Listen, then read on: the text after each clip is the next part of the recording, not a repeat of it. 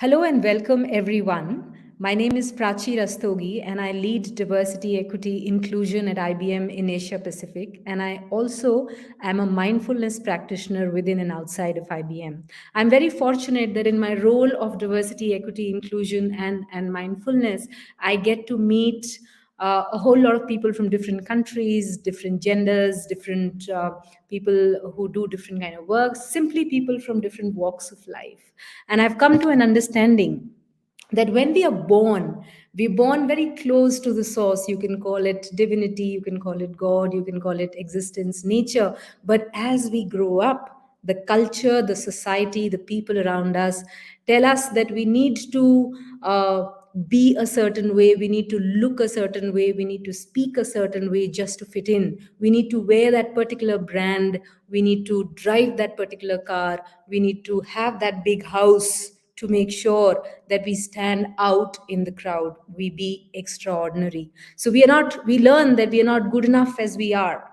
We need to be that, we need to get that thing, and that happiness, joy, and that satisfaction and that perfection lies outside of us. And then we work very, very hard, we run very fast in the rat race, and we achieve a lot.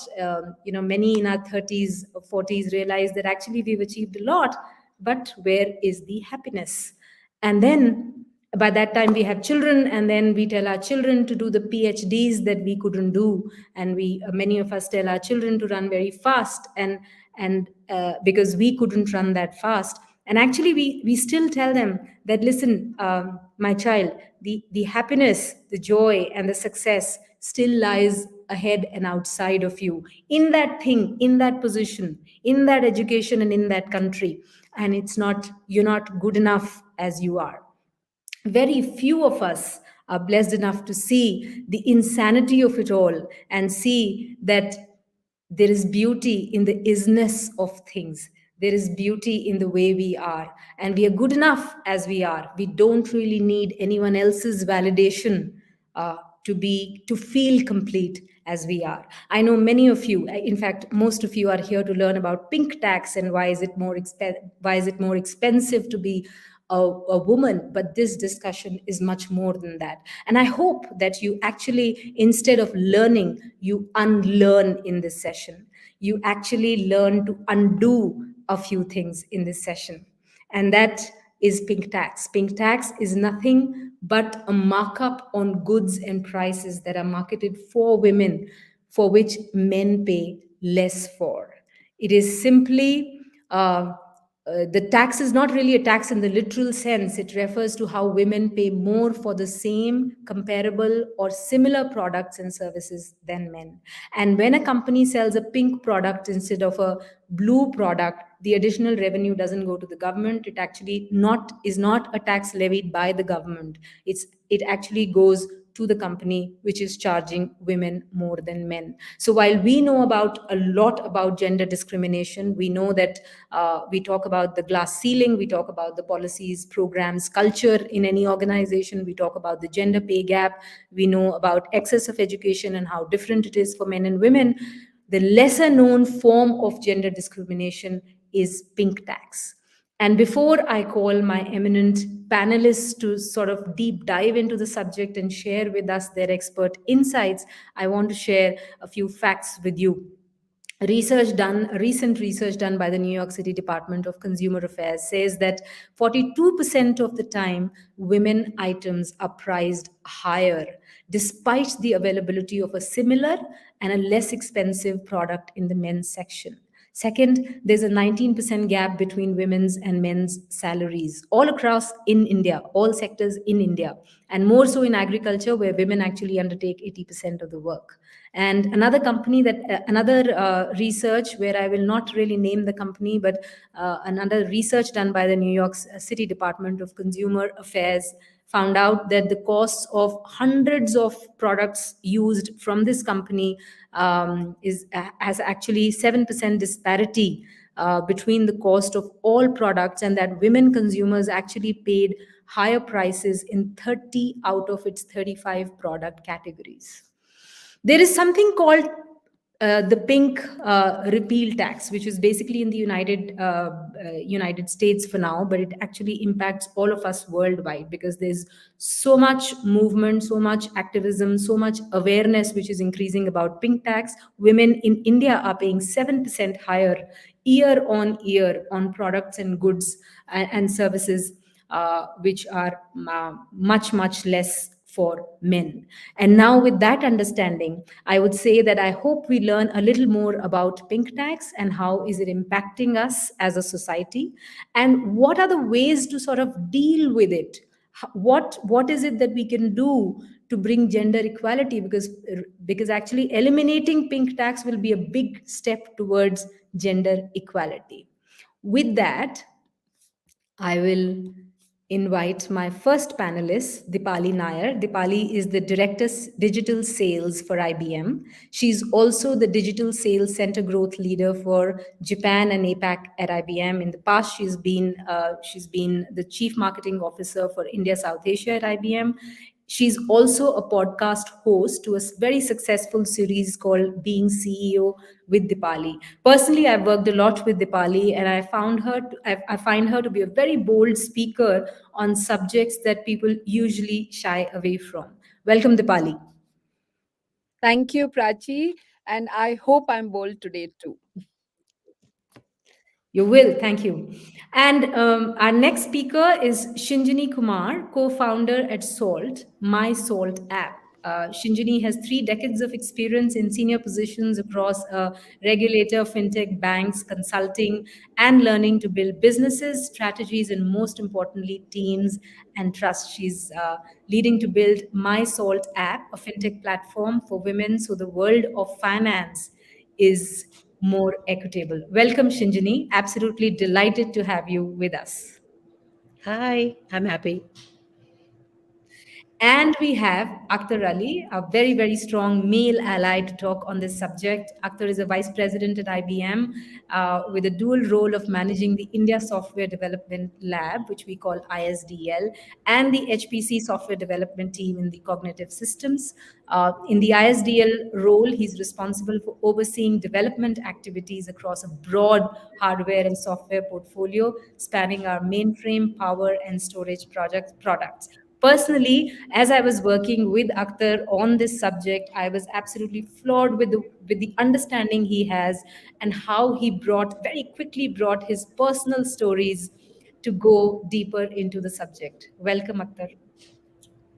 Thank you, Prachi. Glad to be here. All right, so we'll jump into the questions right away. And the first question is to you, Dipali. One of the basic tenets of rights law mandates equal treatment and the right to be free from discrimination. This right is abridged when companies use oppressive marketing tactics which impose undue burdens on women as opposed to men. What's your understanding of this? Thank you, Prachi, for asking that question. My point of view is that it's a systemic burden and it leads to a systemic discrimination. Why am I saying that?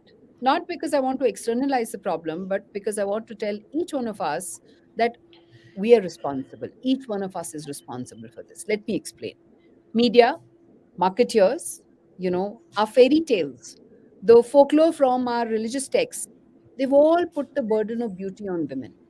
And, this has been made more acute by the recent times. Thin is beautiful, fair is beautiful, tall is beautiful. And the latest one that I was reading, for researching for this topic is about aging.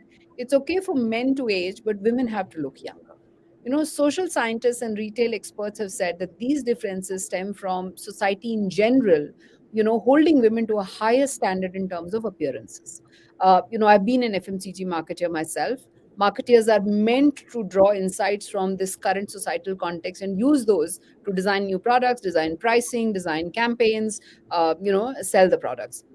Brands, to an extent, therefore end up using the stereotypes that exist. They have no choice, but to stay relevant. Once in a while, however, I must agree there is an opportunity for a brand, to break the stereotype. Dove, for example, did a real beauty campaign, many years ago, when they said freckles are okay, age is okay, silver hair is okay, fat is okay, different, communities are okay. So the question, therefore, is how do we rise above this systemic burden, that is there on us? Because we are buying products to look more beautiful, and therefore, we end up paying more because we believe that these products will make us look beautiful, right? The question is, how do we get media, movies, and then advertising to rise above these stereotypes? What can we do? I think one of the things that is very important and close to my heart is, let's bring up children who do not hold these, stigma, stereotypes close to their heart. As parents, we have a great opportunity to stand up, against these stereotypes. As mothers, even more so. I think women need to stand up for themselves. For example, don't ever say this about yourself. I wish I was more beautiful. I wish I was taller. I wish I was fairer. These are just small little things that we do around us, and the conversations that can make a huge difference. See, the world's not going to change one day. It's not about somebody just removing the price premium, somebody just removing the tax. It is going to happen only when we look at a systemic change happening. For example, I mean, if everybody who's listening to this and more and millions, if we were to stop buying fairness creams, okay, for the moment, just imagine that whole category will not exist. They'll stop advertising, they'll stop selling, they'll stop manufacturing. So think about it, which is what I mean by saying that the responsibility is on us. Let's reward the Dove Real Beauty kind of campaigns when brands actually break the stereotype. Some of them actually do, when they celebrate age, when they celebrate body shapes. Let's reward them as consumers by ensuring that we buy those products. And the other is my appeal to organizations, to the NGOs, that apart from pink tax, which we are discussing here, also let's focus on issues which you did mention, which is the gender pay gap. Let's look at those numbers too. I'll add to the data that you were talking about, the World Economic Forum Global Gender Gap Report 2022, which is just released, found that wage equality for similar work, only 5 out of the 146 countries that they analyzed scored above zero point 0.8. One is when you have equality. Okay, so there's nobody who has equality, and only 5 stood above it. 129 countries this year reported reduction of women's labor force participation relative to men's. Now, when you just look at this, if we can actually even control this, there is a huge, gender gap inequity that we can actually, take care of. Prachi, many other thoughts, but I will stop here for now. No, absolutely brilliant, Deepali. Thanks for that. And the responsibility lies on us, on educating ourselves, on raising awareness, and sort of looking beyond what's visible. Absolutely. Thank you for that. And the next question is to you, Akhtar. In February 2018, Indra Nui, the CEO of PepsiCo, released a statement highlighting their plan to roll out snacks that would cater to the needs of women. And the company planned to develop low crunch chips in purse-friendly packaging to cater to the female demographic, but this plan was later shelved. So, what is your understanding of this?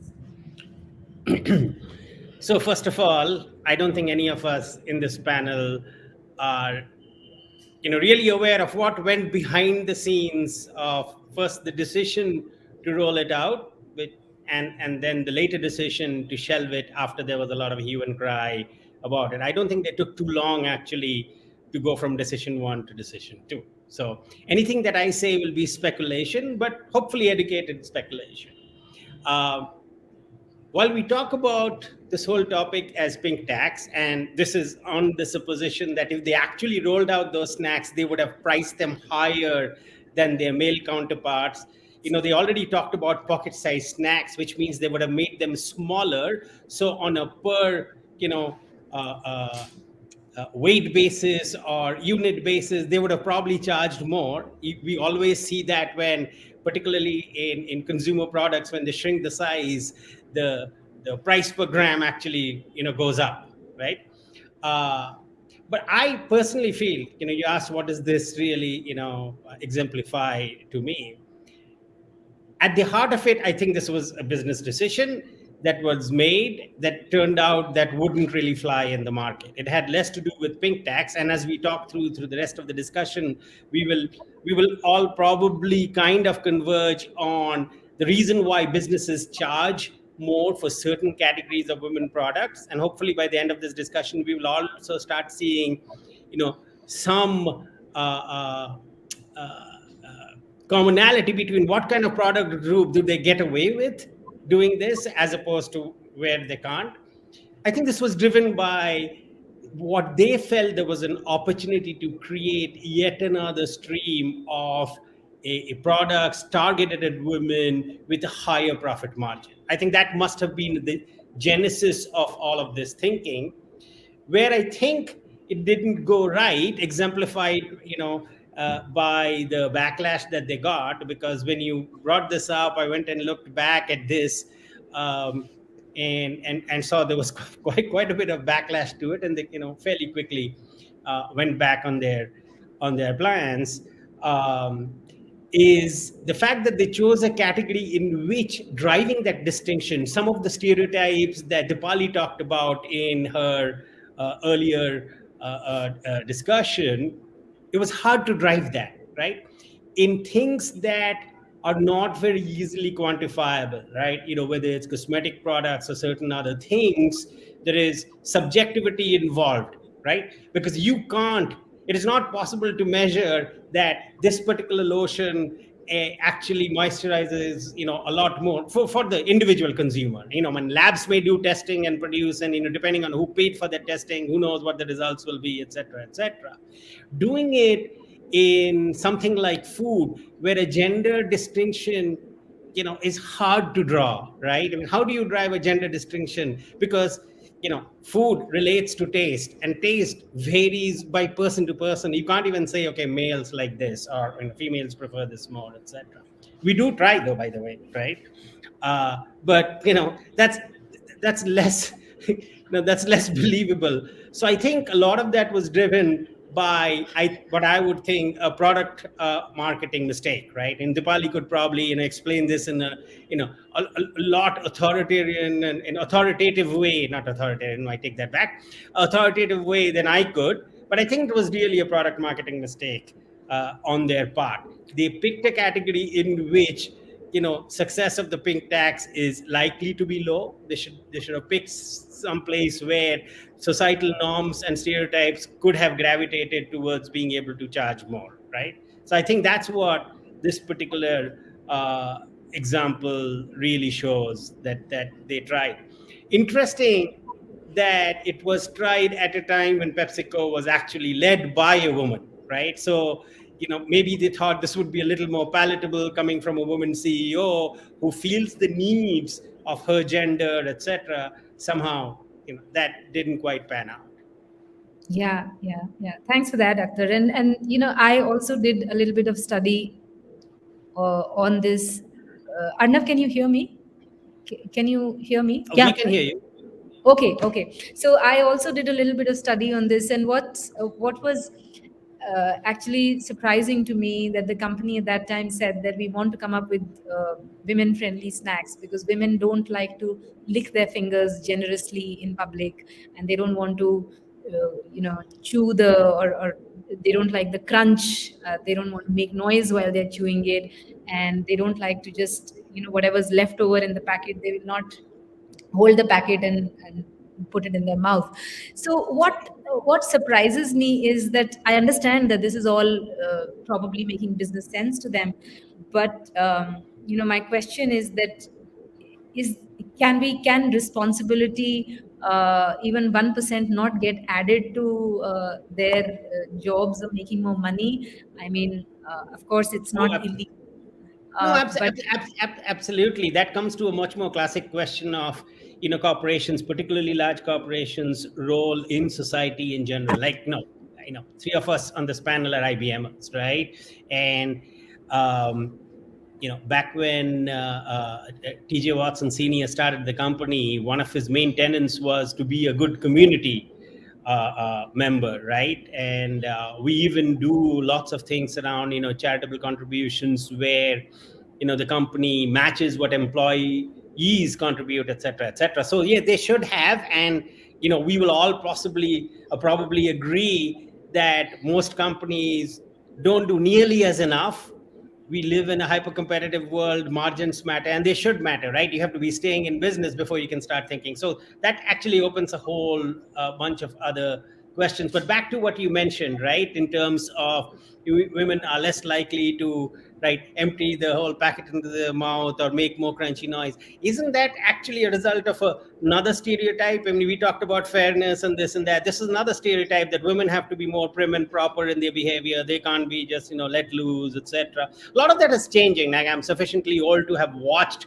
things improve with time. We may say not sufficiently, but I think that's another stereotype, right? I mean, why should there be a difference, particularly on your private time, right? Although I think men should be, equally courteous and behave in formal settings like work, etc., etc. There shouldn't be any difference whatsoever. But I think that's another stereotype that entered their head when they thought, oh, we can sell on this idea, which I think again is a false premise. Yeah, absolutely. So once again, we need to be educated, and we need to be dealing with the systemic bias, while companies are also sort of taking more responsibility. And I'm so proud to be working for a company like IBM, which hired the first woman employee in 1899, 20 years before actually they got the right to vote. And we hired the first person with disability in 1914. We had the equal opportunity policy in 1954. So even at that time, Akhtar, IBM as an organization felt the responsibility of being inclusive and making a positive impact on the society. So I hope we learn from it. And with that, thanks so much, Akhtar. And with that, I come to you, Shinjini. Welcome. According to the ILO, International Labour Organization, women work more and are paid less. The gender divide is already prevalent in the corporate sector, with a limited number of women participating in leadership roles, managerial roles. On one hand, we are not remunerating women enough for their work. And secondly, we are charging them more for similar products than men. Do you think this is another form, or this is a form of oppression against women? Or what's your understanding of this? Very interesting discussion, and I've been lost in listening to what all of you have been talking about. And first of all, respect for IBM for having this important subject here. I'll tell you, marketing, and Deepali will probably agree with this. Marketing is actually the art of commanding the price that you can. Like, premium is what your brand can get over and above the value of what you have, and that's why product margins is not a science, it's an art. You can just go anywhere. So if you thought that you could color a razor pink and charge that much extra, it was just pure marketing genius, because your job is to make money and you're making more money, and people are stupid to go and buy a pink razor instead of going to the same store and buying a blue razor. Why would anybody do that? I wouldn't do that. So I think there is a lot of this idea of reinforcing stereotype, which is inherent to marketing as well as to advertising, and that is why things don't change. Because and when you talk about even a female, and one of the ways in which we think it can be countered is by having more women in the workforce, because then you assume that there is a diversity of the representation ensures diversity of points of view. But unfortunately, few women in leadership also leads to a cop out very, very frequently. And I'll give you how easy it is actually to do it when you actually want to do it. And Deepali took the Dove example, and I'll tell you, there's this recent ad of Paytm, right? And I started, I don't watch television at all, and so my exposure to commercials is very, very low. But I was standing somewhere and there was this ad going on, and I started watching because their ads are usually very good, and I love the brand. So it starts and then it goes on, and this boy is on a date and everybody's giving him money. Everybody's sending him money, and it's meant to be cute. And I kept watching. It's a very long ad, and I kept watching, because in my head, when I saw the first few snapshots, the idea was that in the end the girl will pay for the date. I don't know why, but I thought this will go through this whole cycle of everybody giving the boy money, and in the end the girl will end up just flashing her QR code and paying. And that didn't happen. What happened was that the boy kept paying for everything. And I said, shit, this is such an opportunity lost. Like, I'm 50, I'm in my 50s. I paid for my dates. And I'm sure there are many women, my generation and future generations, who have paid for their dates. When you actually take out your purse and you want to pay, nobody comes and there is no wall that starts to fall. Nothing happens. There are no gods that come and hold your hands and say, oh, you're a woman, you can't pay for your date. Or you're a woman, you turned up with facial hair on a date. No, that doesn't happen. Life doesn't work like that. But we just make these images and we live with these images and we reinforce them by saying that, this is how the world is. Actually, it's not. You walk into a store, you pick up the soap you know that is cheap, nothing's going to happen. So a lot of this pink tax thing is about the vanity of people who will go, and that applies a lot to men actually. I'm sure there's a commensurate blue tax, because men will go and pay insane amounts of money for watches that have zero utility in their lives. Like, why do they pay like 80 lakh for a watch which has zero utility, right? You will never understand that. And I'm sure there are other products like that. So I want to disassociate this conversation into two parts. One is that, literally, if somebody is charging you premium for giving you something in a smaller package, pinker package, whatever. I used to have a microeconomics professor who used to give this very interesting example of saying that the cream in your foot cream and your eye cream is exactly the same petroleum jelly, but it is priced 400 times or some such ratio, even at that time. So that is inherent part of how products get priced. But one is that as you have a more representational workforce, not just representational in terms of gender, but in terms of ideas, in terms of the ability to voice opinions, some of these things will change, because there will be more people challenging and saying, oh, but why doesn't it happen like this? So that will happen. And the second thing is, what is inherently wrong is, and that's why I take the example of finance, and nobody talks about pink tax in finance as such, as a concept. It doesn't even exist. If you Google it, you'll find nothing. But actually, if you think about it, when financial products are sold, they are not sold to women, because women are construed to be vulnerable people. They're delicate. Protect them from risk. If they go on the road, somebody might harass them. Don't push them on the road. If they buy a investment product, they might make a loss. Protect them from loss. So that, I think, is an inherent form of discrimination, which is a tax, because it is taking away your ability to maximize your opportunity in life, to maximize your opportunity on your portfolio. And that happens a lot. Similarly, in terms of credit, either don't give up. Microfinance is an extremely successful product and the only financial product that is built for women. It is also the most expensive product for the consumer. So there's something to be said about how producers across product categories think about women as consumers. And we can talk more as we go along, but I just wanted to bring that to the table, that the supply side has issues, and a lot of this can be solved by representational workforce and legal mandates. And I really don't think laws should be solving for pink razor versus blue razor. By all means, go and buy a pink razor for 40 times the price if that makes you feel happy. But do not charge higher interest of a woman because you believe that she doesn't have the ability or willingness to pay the same as a man. That kind of discrimination is wrong, right? I'll just end with one funny thing that I watched on Instagram. I'm new to sort of social media, particularly Instagram, and it's very baffling. But sometimes you have really funny things. So there's this TikTok video or some video on Instagram where this girl is making fun of saying, oh, so you're a guy and you are going to go on a date and you think it's expensive because you'll pay for the food. Think of things I'm paying for: wax and haircut and some dress from some store. So she adds up the list of things that she has paid for the date, and she says, I have paid more than what you'll pay for the coffee. So yeah. I think a lot of these stereotypes are just crazy wrong, and and they just need to be countered. Yeah, absolutely. Because Shinjini, we are not good enough as we are. So we need to go to the salon and make sure we are pretty enough and beautiful enough before we go to the date. Thank you very much, Shinjini, for that. And I come to you, Deepali. There's barely an awareness about the price discrepancy in developed and developing countries, especially India. A survey revealed that as many as 67% adults in India had never even heard of the pink tax.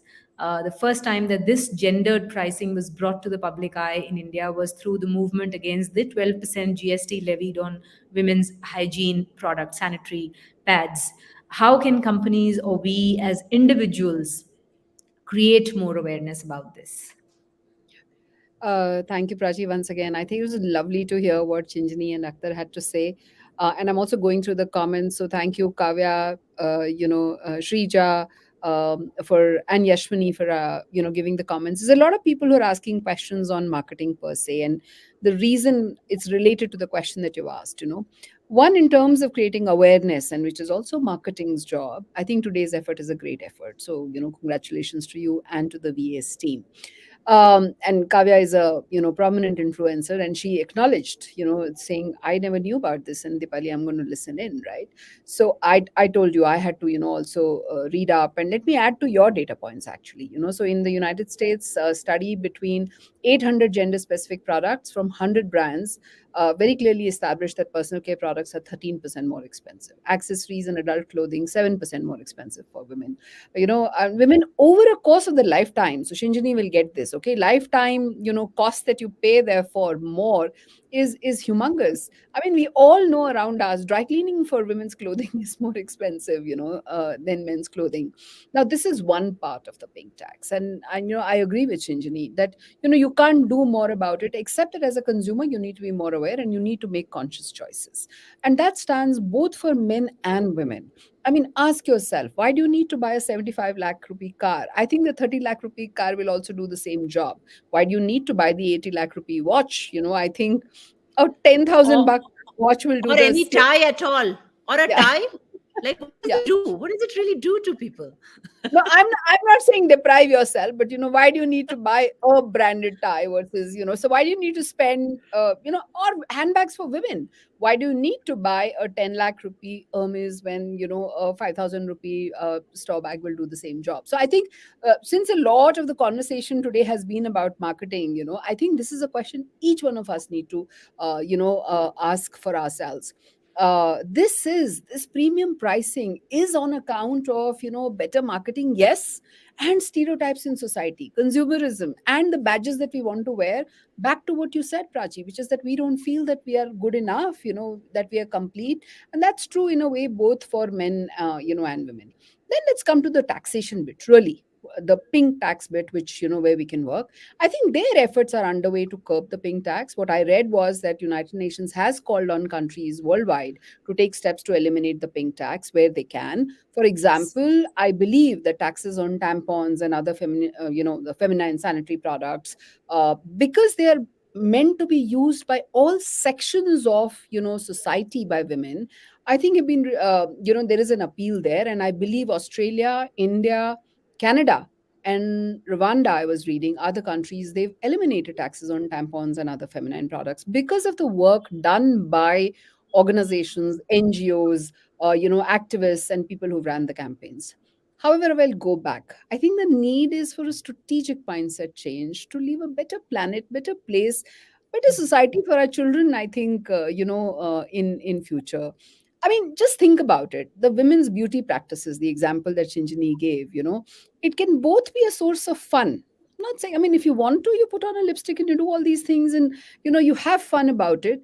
It is a mode of self expression also. The challenge is when you do this under social pressure, that's the time you are pursuing beauty into a mandate rather than a freely chosen activity. Then that's when the beauty practice becomes, according to me, socially coercive. It then becomes an obligation. And that's when I ask that, why are men not held to the same standards of beauty? Why they can age and women can't, and why do I feel the pressure more to color my hair? you know that's where I think that it results in what I call appearance based discrimination. And I think that is a crux of the whole issue, where it creates, barriers to gender equality. So greater awareness, definitely, Prachi, is something that we require. But I think we also need to be very conscious about the societal trends and the fact that we are victims of consumerism. So educate yourself, equip yourself, read up on the products, find out what you're doing in your life that can be changed, understand what is necessity versus, luxury. I mean, do things with greater awareness, I think, would be my motto. Yes, yes, absolutely, Dipali. I mean, you've said everything that was we needed to hear this. Educate yourself and study more. No, but Dipali, I'm also underlining that activism is required, where you can actually move the governments. Where I think clearly the tax that has been abolished, but only in few countries and not in every country, I think that's the right movement too. So yes, yes, yes, so there's a role yes. for that. I mean, the repeal tax, the pink repeal tax, and the fact that you talked about the tampon tax, which has been abolished, at least in some countries, is just a proof that if you raise your voice, if you are aware, things can change. Dipali, there's a question: how do I know I'm paying pink tax on a product when I look at it? Would you like to respond to that? I don't think you can, unless you actually walk into a supermarket, make a conscious choice of comparing ingredients, and looking at pricing to say alternative which is meant for unisex or which is meant for a family use can be done. And you should definitely try and do that across personal products, which is shampoos or razors or hand creams, body creams, etc. Having said that, please also be conscious that companies will charge a premium. For example, baby products actually are at far more premium per ml and per unit compared to even female products. And women like to use that because they genuinely think that they are softer on their skin or their hair, whatever. So I think this is a conscious choice. There is no comparison site that I know of who will actually tell you, that there's a pink tax. I searched, and therefore, I'm saying that. So I think it's about consciousness and doing that research yourself, inside a supermarket when you're buying, is what you In would need. general, if anything looks like a Barbie, avoid it. Should we all start buying men's products then? Asks Manvi Kapoor and Shinjini. This is a question for you. Sometimes just for fun, compare ingredients. Every shampoo has this stupid sodium laureate sulfate, and so just compare ingredients and see what is it that you're getting for that pink packaging. And that's not just pink versus blue. That's also a good, like, because I'm a finance professional, that's also just good advice on living. What you are buying is the ingredient. What you're buying is not the packet. So compare I know a very beautiful woman who only ever used petroleum jelly on her face and nothing else. I know my grandmother, who had the best skin that I have ever seen anybody have. She never used any products. So really, products don't make you look better or worse. Yeah. You do them for your, whatever, making you feel good or whatever. But compare ingredients. So one good trick is check the ingredients. Buy Also, that. I think, I mean, I'm not here to preach saying don't buy products, go back to nature or go back to, our, herbs at home and stuff like that. But I think there is a movement towards natural, and natural products. And that is sans gender discrimination. They're not talking about products for men and women, they are just, that whole movement is there. I mean, have an aloe vera plant at home. That's a great thing to do. Coconut oil, like she said, petroleum jelly, pure coconut oil, it's great for the skin. Uh, but the question that you need to ask is, why are you even asking this versus that?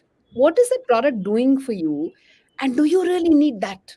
I think that's the question that each one of us need to ask, which is, why do I need to make myself look beautiful? If I'm buying something because, winters are harsh and my skin is chapping, that's a different answer.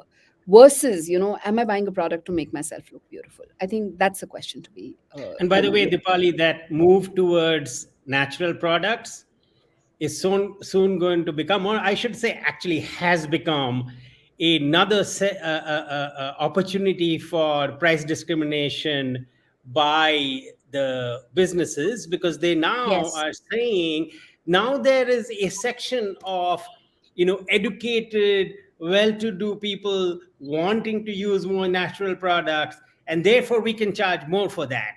So in true. fact, in the US, the very well-known chain Whole Foods is often, jokingly referred to as whole paycheck, because Yeah. they're mostly organic products, and the stuff is far more expensive. Yes, it's decidedly better, But Yeah. is it really that much better to be able to charge so much to earn the nickname whole paycheck, right? So that's another sort of tax, not gender based, that we need to watch out for, right? And I'm sure if you go to even Amazon.in and see the plethora of organic products that they advertise, who's even distinguishing what is really organic? What is even the definition of organic in all of this? True, true. Absolutely right, Akhtar. And yeah, you're absolutely right. I think it goes back to, what is the stereotype and what in our mind we want to do with our skin, hair, food, health, looks. And therefore, as consumers, what we are willing to pay for. So I will go back and give the same example. We don't need fairness creams, but the consumers have to stop buying them. That's when it Yeah. will stop. Yeah, true. And it breaks my heart to see that Fair and Lovely is, I think, called Glow and Lovely. There's Fair and Handsome now, which probably is called Glow and Handsome.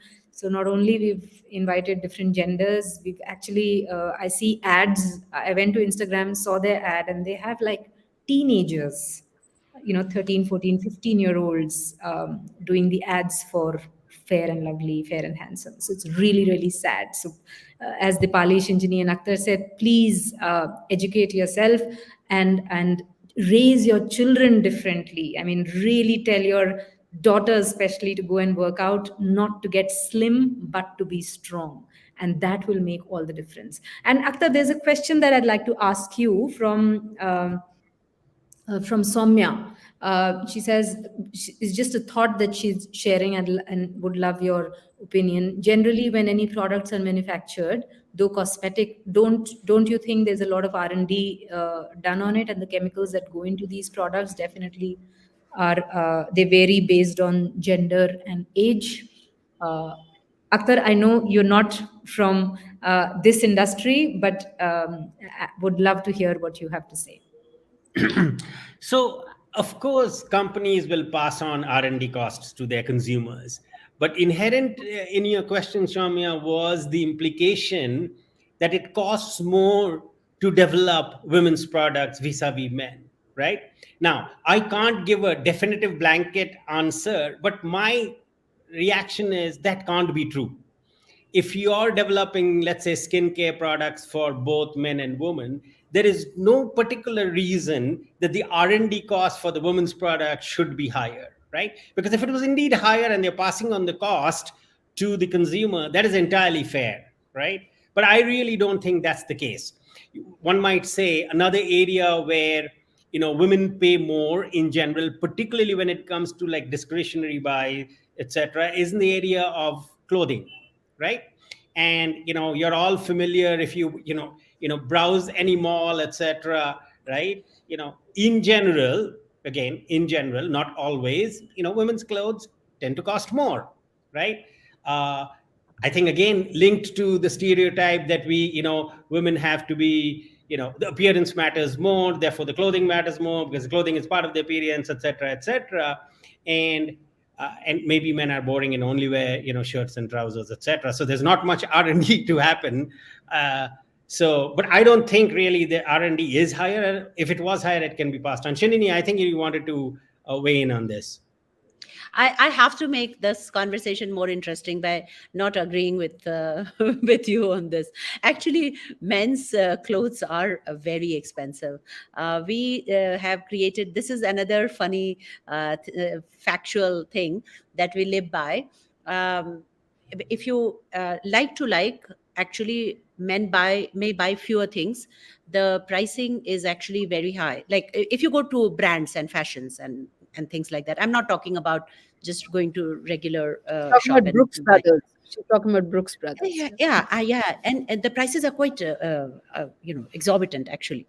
So I wanted to say, go back to that previous point that somebody asked that question about R&D and ingredient. What you were saying, Akhtar, that yes, if you are paying for ingredient, I actually don't agree that organic foods should not cost more than other foods.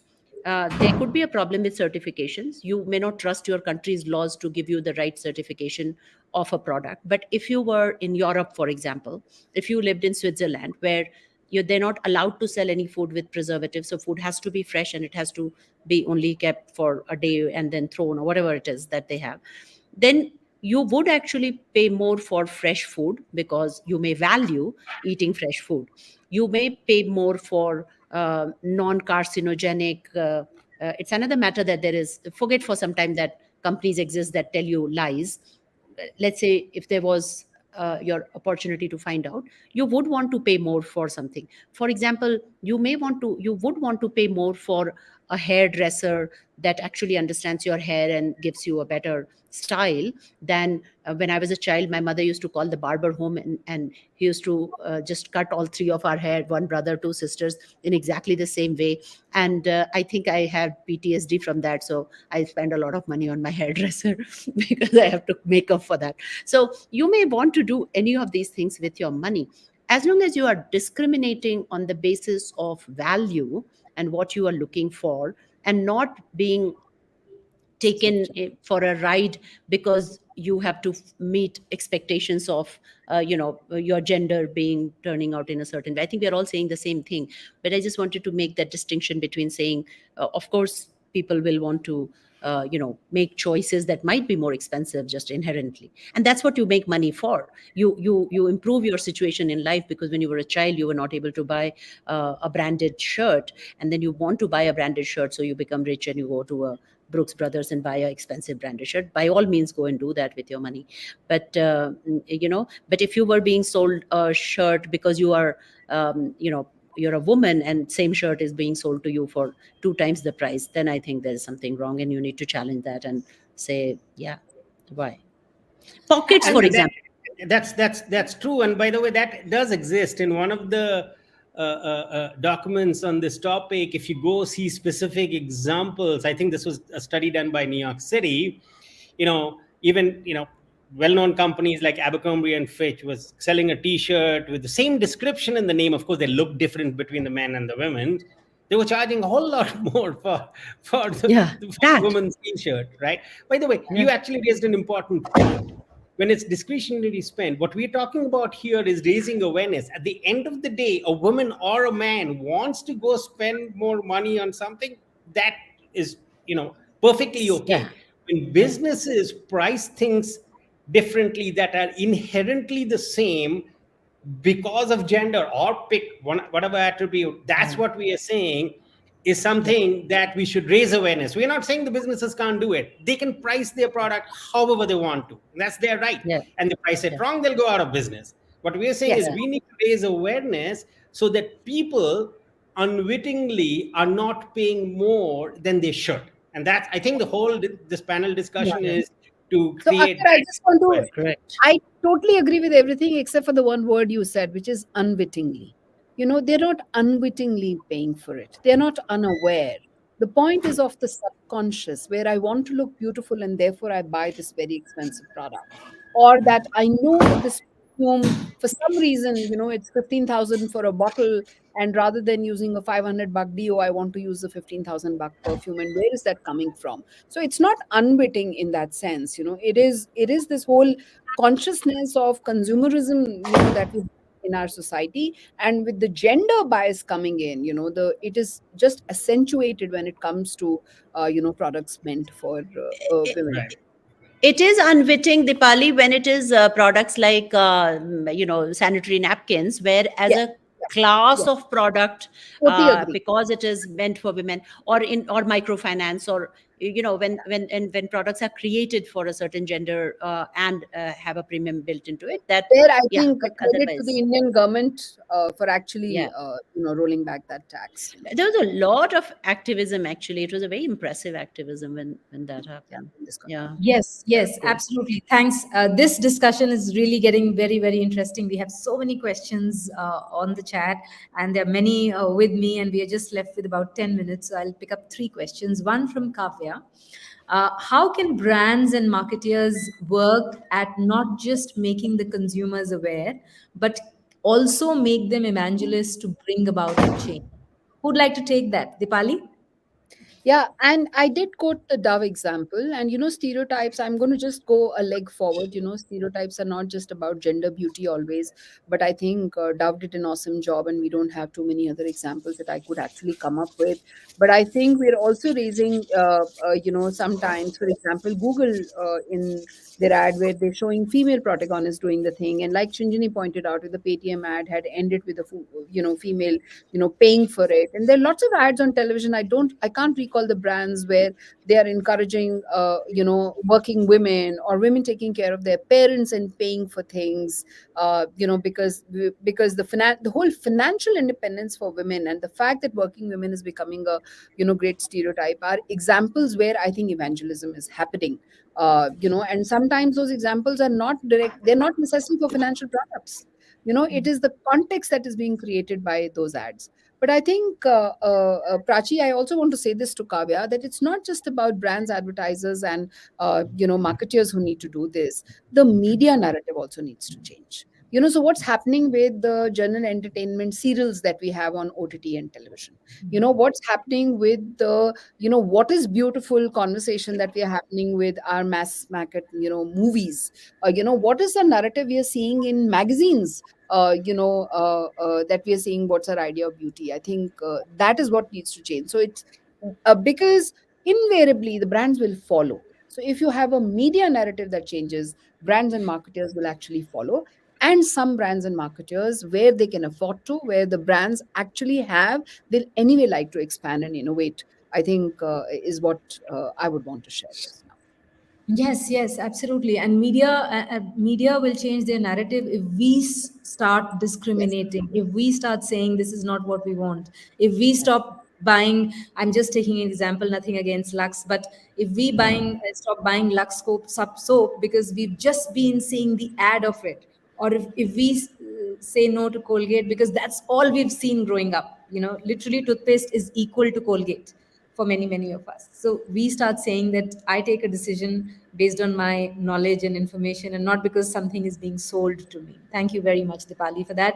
And the second last question to you, Akhtar. Why do these organizations think women are an easy bait and will be willing to pay much more for what they want? Would appreciate a marketing perspective on this. And I didn't ask this question to Dipali and Shinjini, both with marketing background, but I wanted your opinion as a male ally. And this question is from Shivaranjani Kumari. Thank you for the So question. I think there's a couple of things at play here, right? Um, I think it again goes to some of the stereotypes which are potentially at the heart of this, coupled with the desires for any business to maximize their financials, right? One is around, if you notice, uh, the incremental pricing is in areas where the pricing of a product is less connected to what we call the bill of materials or the ingredients, as Shinjini was talking about, right? uh, which we do in a lot of different things. So like beauty products, so it's linked to this whole stereotype of what we expect women to for their appearance and things like that. And therefore they feel that in order to meet those needs, women will likely pay more. I think there is also another stereotype uh, uh, playing underneath all of this, is the belief, which is of course rapidly changing with time, is women consumers are less aware, right? Whether it's a question of less aware or less likely to price shop, or are less price sensitive, which clearly with the example of what edible oils we use at home that Dipali gave, maybe that's true. I can tell you that in my family, my wife and daughter are likely to be far less likely to spend more than I am, right? I mean, they won't, right? I have to force them to buy certain things, including things like clothing, right? My daughter's pet complaint is, I do not have any more room in my closet. Dad, stop buying me clothes, right? Because I see something good, I said, oh, you need to have this. which, but she's a working adult, so it's a whole different thing right now as opposed to when she was a teenager. I think these two stereotypes play a big role in companies thinking they can market more. But see, at the end of the day, what does it come down to? It comes down to what businesses think they can get. If they can price it at a certain level and actually sell it, they will, right?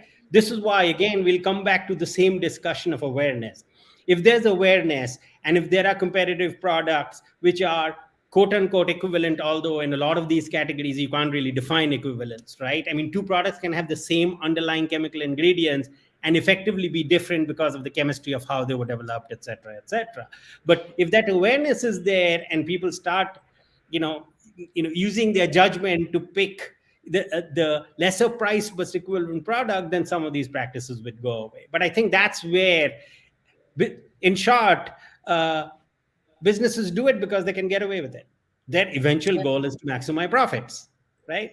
So that's why they do it, right? And in order to do it, going back to what Deepali was talking about, marketing is all about, psychology. What will work? So when you take the stereotypes in existence in society and couple that with, what kind of pricing they can. By the way, companies hire lots and lots of people and pay them lots and lots of money to actually figure out pricing. What will sell at what value in which market? They even do differential pricing depending on where they're growing, right? So all of that is what drives the pricing difference, right? And the only thing that can counter it and you can bring things down low is market awareness and us actually voting with our wallets. That's what will change things. And looking at the ingredients, like Shinjini also said, that look at the ingredients and then decide what you want to buy. And Akhtar, I noted that your daughter says there are enough clothes in my wardrobe and please don't add to it. I mean, congratulations for that upbringing, because despite so much marketing around the world and a woman saying that, congratulations. And also reminds me that Priyanka Chopra, by the way, and I'm not marketing her products, but Priyanka Chopra, the actor, has just started a hair care product series and Anomaly, and she very proudly says that hair are the same for men, women, for any other gender, and my products are gender neutral. So there are products and companies. All we have to do is educate ourselves, be more aware, study the ingredients, and then decide what we want to buy. And with that, to my very last question, and that is to each of the panelists, corporates have attempted to justify their actions by citing a variety of reasons like differences in production price, discrimination, wherein companies feel that women would be willing to pay more for a product or services. They do not, so they do not refrain from charging an extra amount in the form of pink tax. In other words, it is believed that women are more sort of more ready to. Are ready to pay more. Men are assumed to be more rational buyers, and they would really see value-based criterion like price while buying something, and not in the case of women. So women are they suppose that women buy more by their feelings, and they're very product loyal. So once they've decided they've liked the product and they'll stay with the brand forever. It's very difficult to sort of move them from brand to brand. So in a country like India, where women are so much affected by the societal norms of beauty standards, wherein there is an assumption that women are less aware of the products and services, what can women do? The world is not changing any soon. What can we do? Actually, not only women. I mean, clearly, for example, all three panelists clearly say that it's for all genders. What can we do as human beings to save ourselves, to raise awareness, and to educate ourselves? Dipali? Okay. So one is that surprisingly, it's not necessarily true. And I mentioned to you that I used to be the marketing manager for Saffola, so cooking oils, and that is a very price elastic market. They understand that a sunflower oil is a sunflower oil is a sunflower oil. It comes from 5 different brands. You have a price difference on the basis of your sourcing and commodity pricing, and they switch brand loyalty like how.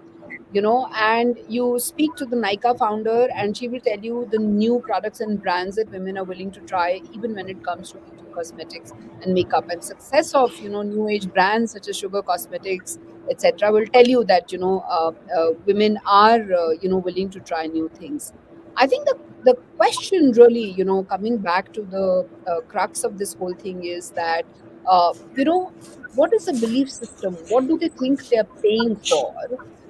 Is needs to be questioned. They're willing to pay for anything when it comes to children's products, for example, because as mothers they feel responsible. They're willing to pay for anything when it comes to health of the family and health of the chief wage earner in the family, the men. There are areas in pockets.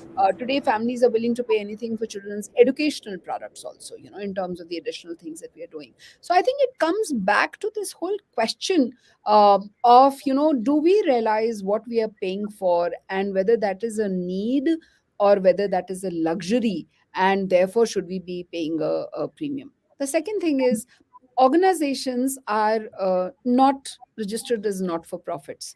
They are for profit organizations. Their job is to manufacture, sell, deliver, bottom lines, top line to the stockholders, that they have, right? But what the customers and consumers can do is what, I will borrow the word from Akhtar: vote with their wallet or not vote with their wallet. So if you think and find out and know that this product is not something that we want to, we need or we buy, then you can do that. And there are companies and brands which have disappeared, may not be because the customer voted against them, but because better products came in. I mean, just look at the whole photograph industry, and then we're going to get into the whole technology innovation space. But there are lots and lots of products and brands that have disappeared from the market. We they don't exist any longer. So customer does have the power to vote with their wallet. Thank you, Deepali. And another 45 seconds with you, Shinjini. Yeah, very short answer. Just buy what you need, check for ingredients, save your money, put your money, invest your money on salt. You will thank me. 10 Thank years you. from now, you will say, thank you. I saved on the pink tax and I became rich. And it is called mysaltapp. Akhtar. Look, I love comparison shopping. I did it even as a student when I didn't have any money. So, in fact, for me, buying a particular product, sometimes most of the fun is in doing the comparisons and the research. And then after that, you buy the product, use it once or twice, and then you forget about it. So, my advice would be comparison shopping, right? I mean, my children joke that if dad has to buy anything above a certain value, he has a spreadsheet for it. They joke, but the reality is true. I do spreadsheets for any valuable purchase. And I realize I do it because I like doing spreadsheets rather than saving that, last few rupees or whatever, right? But in all seriousness, people should be responsible shoppers, right? I mean, you've earned your money, and like all four of us said, that you should be free to spend your money however you want, but just make sure you're not spending it without realizing that you're paying more for the same thing. If that is your choice, so be it. Companies will be happy, but be an educated shopper.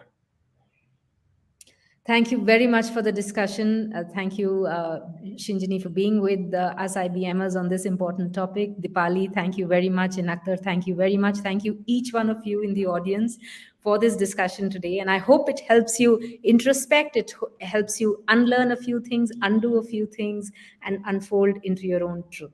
Thank you and namaste. Thank you, Prachi. Very nicely done. Thank you. Yes. Thanks, Dipali Akhtar. Lovely being Yeah. here. Best of luck. Bye. Thank you. Bye. Bye.